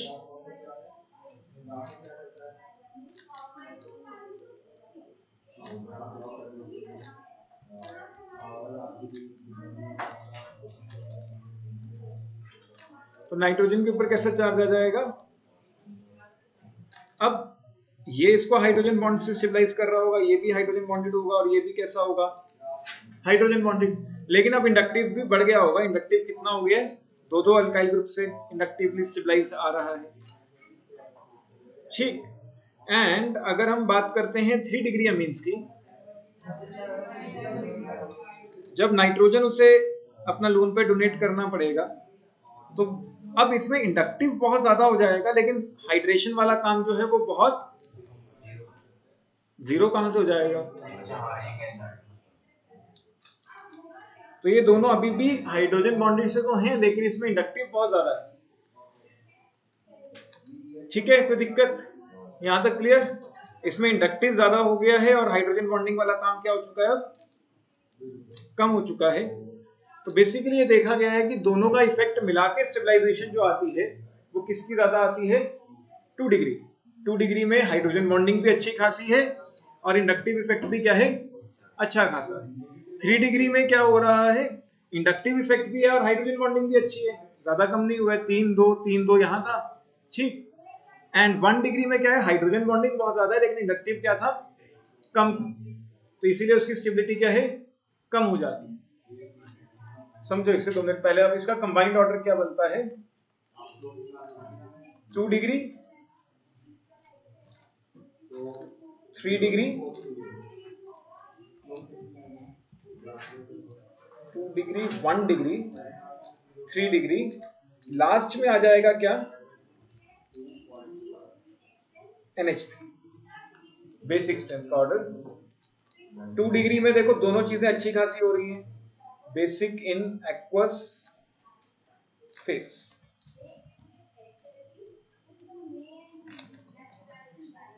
टू डिग्री के अंदर हाइड्रोजन बॉन्डिंग भी अच्छी है और इंडक्टिव इफेक्ट भी क्या है? ज्यादा है। 1 डिग्री के अंदर हाइड्रोजन बॉन्डिंग ज्यादा है, इंडक्टिव इफेक्ट कम है, तो उसकी स्टेबिलिटी क्या हो गई है? थोड़ी सी कम हो गई है।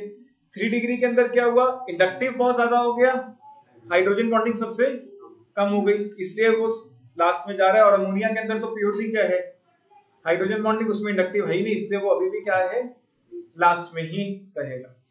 कोई दिक्कत? क्लियर? तो ड्यू टू द रीजन क्या आएगा? Because of combined effects of, because of combined effect of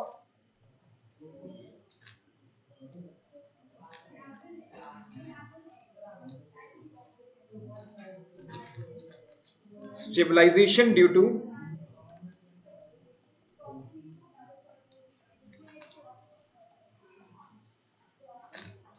inductive effect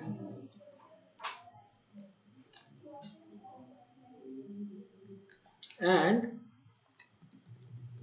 hydrogen bonding with water molecules।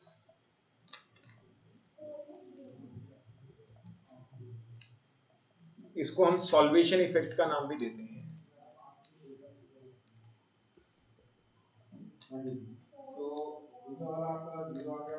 Note करो इसे, तुम्हें तीनों चारों डायग्राम बनाने होंगे एंड नीचे लाइन लिखनी होगी। क्लियर? ये इंपॉर्टेंट है, पेपर में आ सकता है। ऊपर वाला डायग्राम बना लिया या ऊपर भी बनाना है? बना लिए, बस ये लाइन लिखनी है लास्ट। देखो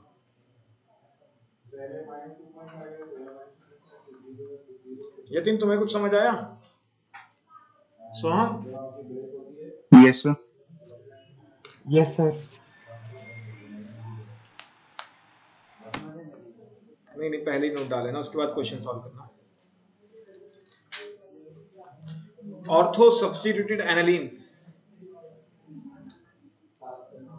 ऑर्थो सब्स्टिट्यूटेड एनालिन्स मतलब ऑर्थो पे कोई ग्रुप लगा हो, ठीक, are always weaker base, are always weaker base than aniline. वो एनालिन से क्या होते हैं? वीक होते हैं। अब तो तुम्हारी तरफ ये स्ट्रिंग भी है, नहीं भी स्ट्रिंग हो रहा है। अब वो एक कंप्रेसर ही बंद हो गया, अब क्या करें? Ortho substituted anilines are always weaker base than aniline. इसी को हम बोलते हैं ऑर्थो इफेक्ट। इसको हम क्या बोलते हैं? इसका आज तक रीजन नहीं मिल पाया। अगर तुम लोग रीजन ढूंढ दोगे तो तुम्हें अच्छा खासा प्राइज मिलेगा। बस ये एक्सपेरिमेंटली ऑब्जर्व है कि जो ऑर्थो सब्स्टिट्यूटेड एनालिन्स हैं उसका जो बेसिक स्ट्रेंथ है वो क्या है? कम है एज कंपेयर टू एनालिन। चाहे तुम प्लस आई ग्रुप लगाओ चाहे तुम माइनस आई ग्रुप लगाओ, उससे कोई फर्क नहीं पड़ रहा, ठीक है? Substituted by either plus I और माइनस आई, ऐसा कुछ नहीं। Ortho substitute anilines substituted with, bracket में लिख सकते हो, सब्स्टिट्यूटेड बाय एनी ग्रुप, वो प्लस आई हो माइनस आई हो, प्लस एम हो चाहे माइनस एम हो, कोई फर्क नहीं पड़ता है। एंड हमेशा ऑर्थो सब्स्टिट्यूटेड की जो बेसिक स्ट्रेंथ है वो क्या आ रही है? कम आ रही है, ठीक। तो मतलब बेसिकली ऑर्थो सब्स्टिट्यूटेड जब कंपाउंड देखो एनालिन में तो उसकी बेसिक स्ट्रेंथ क्या होगी? सबसे ये क्लियर हो जाएगा। बाकियों में हमें अरेंजमेंट करनी है। तो अब यहाँ पे ये दोनों में तो क्लियर हो गया कि ऑर्थो इफेक्ट है,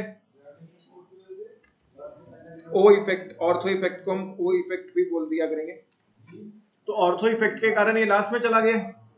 अब ये तीनों में हमें अरेंजमेंट करनी है। अब देखो ये ग्रुप कैसा है? Plus N. ये ग्रुप कैसा है? Plus N. प्लस एन ने पैरा पे क्या दिया? इलेक्ट्रॉन डेंसिटी बढ़ा दी। तो इसको सपोर्ट कर रहा है, इलेक्ट्रॉन दे रहा है। अगर इसको सपोर्ट मिल रहा है तो ये अच्छा बेस होगा, ठीक है? ये वाला मिथाइल ग्रुप भी प्लस एम है, लेकिन ये इलेक्ट्रॉन डेंसिटी कहां पे बढ़ाएगा? तो मेसोमेरिक के हिसाब से कोई भी फर्क हमें देखने को नहीं मिल रहा। यहां तो कोई ग्रुप ही नहीं है। तो मेसोमेरिक ने हमें ये बता दिया कि ये सबसे अच्छा बेस है, लेकिन इन दोनों में अभी भी हमारा कोई आंसर नहीं है। फिर हमें ये मेसोमेरिक के बाद क्या लगाना पड़ता है? इंडक्टिव। इंडक्टिव के हिसाब से देखें तो ये प्लस है, तो सपोर्ट कर रहा है, सपोर्ट कर रहा है तो अच्छा बेस है, और ये पुअर बेस बन जाएगा। कोई दिक्कत? दोबारा समझ लो, ये तो ऑर्थो इफेक्ट के कारण हमेशा लास्ट में चला गया। पहले मेसोमेरिक लगाना है, फिर क्या लगाना है? इंडक्टिव। मेसोमेरिक के हिसाब से देखें तो ये ग्रुप कैसा होता है? Plus M. ऑर्थो पैरा पे कैसा चार्ज देता है? नेगेटिव। तो डायरेक्टली यहाँ पे नेगेटिव चार्ज मिल गया, तो डायरेक्टली इसको सपोर्ट मिल गया और ये इजीली इलेक्ट्रॉन डोनेट कर देगा। यहाँ पे चार्ज आया ऑर्थो पैरा पे, लेकिन यहाँ पे डायरेक्ट सपोर्ट कोई भी इसको मेसोमेरिक के थ्रू नहीं मिला है।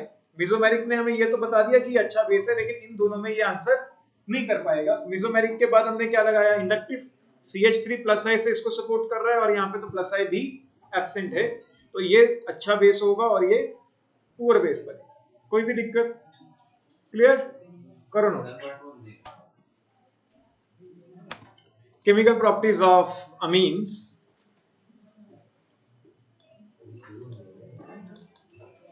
हेडिंग डालें, केमिकल प्रॉपर्टीज ऑफ अमीन्स।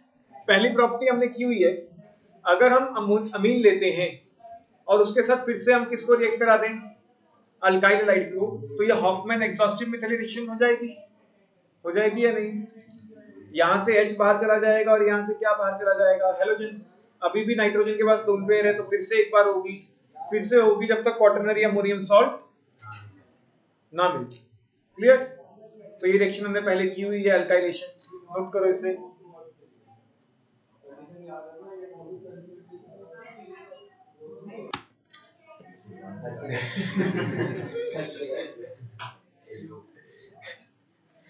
चलो देखो, यहां से एसाइलेशन में क्या होगा, एसाइल ग्रुप लेना पड़ेगा और Cl तो यहां से बाहर चला जाएगा, कोई चक्कर नहीं है। एन सब्स्टिट्यूटेड अमाइड्स, अमाइड्स क्या होते हैं, RCONH2, ये क्या होते हैं, अमाइड्स। अब इस हाइड्रोजन को रिप्लेस कर दिया किससे, अल्काइल ग्रुप से, एन सब्स्टिट्यूटेड अमाइड, मतलब नाइट्रोजन के साथ कोई अल्काइल ग्रुप लगा दिया गया है, कोई दिक्कत।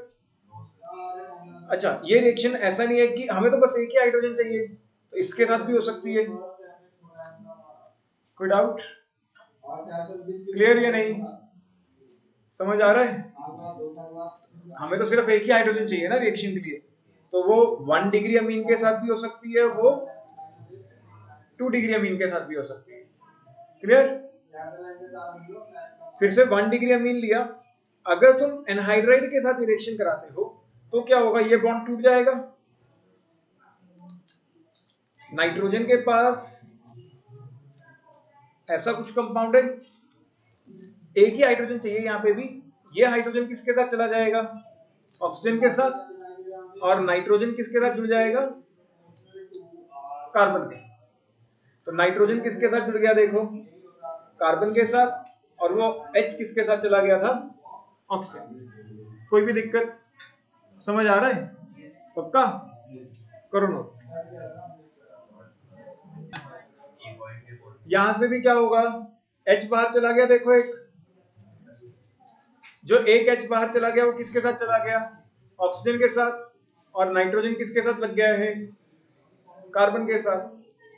तो कार्बन के साथ कौन में लग गया है, नाइट्रोजन वाला हिस्सा, एंड इसके साथ क्या लग गया है, H। कोई भी दिक्कत,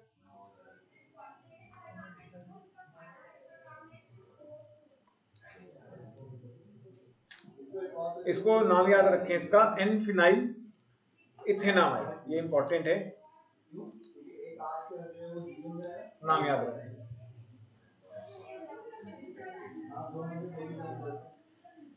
आसान सा रिएक्शन है, सच कोई दिक्कत नहीं है।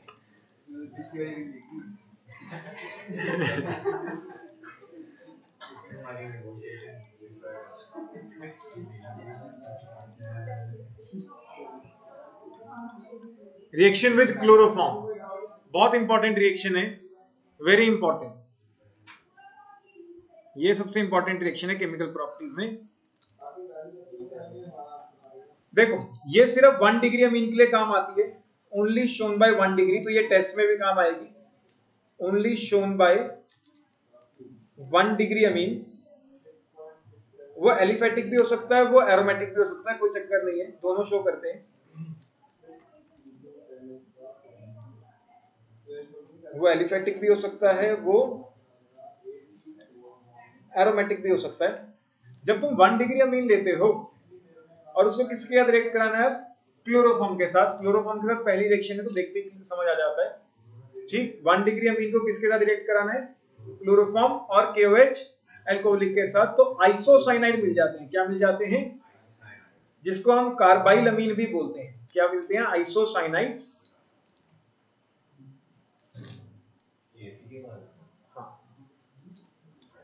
जिसको हम कार्बाइल अमीन भी बोलते हैं, ये फॉल्स स्मेलिंग कंपाउंड है,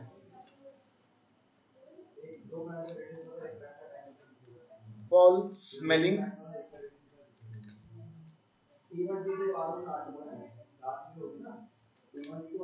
कंपाउंड। तो अगर तुम्हें फॉल्स स्मेल मिलती है तो मतलब वो अमीन कैसा था, 1 डिग्री, 2 डिग्री और 3 डिग्री अमीन ये रिएक्शन शो नहीं करेंगे। तो ये टेस्ट की तरह भी काम आएगा, चाहे वो एलिफेटिक है चाहे वो एरोमेटिक है, दोनों ही अमीन्स इस रिएक्शंस को शो करते हैं। बस NH2 की जगह तुमने क्या लगाना है, NC।